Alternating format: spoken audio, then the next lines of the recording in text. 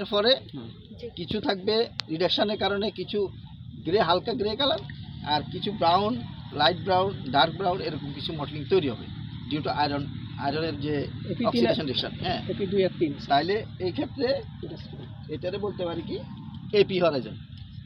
Sir এই যে জি letter যেটা, এটার তো নিশ্চয়ই একটা মিনিং আছে। এটার মিনিং হচ্ছে গ্লেশন, গ্লেড। আচ্ছা, মানে এই গ্লেড টার্মটা আসছে যেখানে সয়েল ফরমেশনে গ্রাউন্ড ওয়াটার কন্টিনিউয়াসলি ইনফ্লুয়েন্স করবে এবং সেখানে অক্সিডেশন রিডাকশনটা ঘটলে গ্রে এবং ব্রাউন মটলিং পাশাপাশি পড়ে।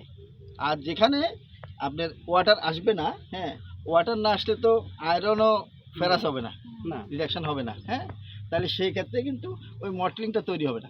মটলিং তৈরির মূল কারণ হচ্ছে অল্টারনেট অক্সিডেশনের রিডাকশন। হ্যাঁ, তাহলে আমি বুঝবো সেটা মটলিং দেখি। যখন আমি সয়েলটা নিব, নেওয়ার পরে দেখলে কিন্তু আমি বুঝবো এখানে আসলে মটলিংয়ের ইয়ে আছে। যদি মটলিং থাকে দেন আমরা জিটা বসাই দিব, সাফিক্স জি বসাইলেই কিন্তু যে কেউ বুঝবে যে এই জায়গায় ঘটনা আছে।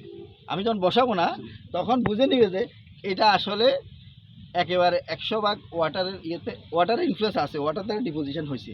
কিন্তু যখন ফর্মেশন প্রসেস ঘটে সারা বছর ধরে বা 3-4 মাস, এটা অল্প সময় থাকে পানিটা, থাকলে ওই রিডিউসড হয়ে ওই কন্ডিশনটা হয়ে চলে গেলে এটা আবার ডিজলভ হয়ে যায়, থাকে না, ধরে রাখতে পারে না, কারণ পানিটা একটা সময় পর্যন্ত থাকে না, লং টাইম। হ্যাঁ, তাহলে সেই ক্ষেত্রে এটারে আমরা এপি বলে দিলাম, জিটা লিখলাম। বি মানে জি দিলেই বুঝবে যে এখানে গ্রাউন্ডের ইনফ্লুয়েন্স আছে, মটলিং আছে,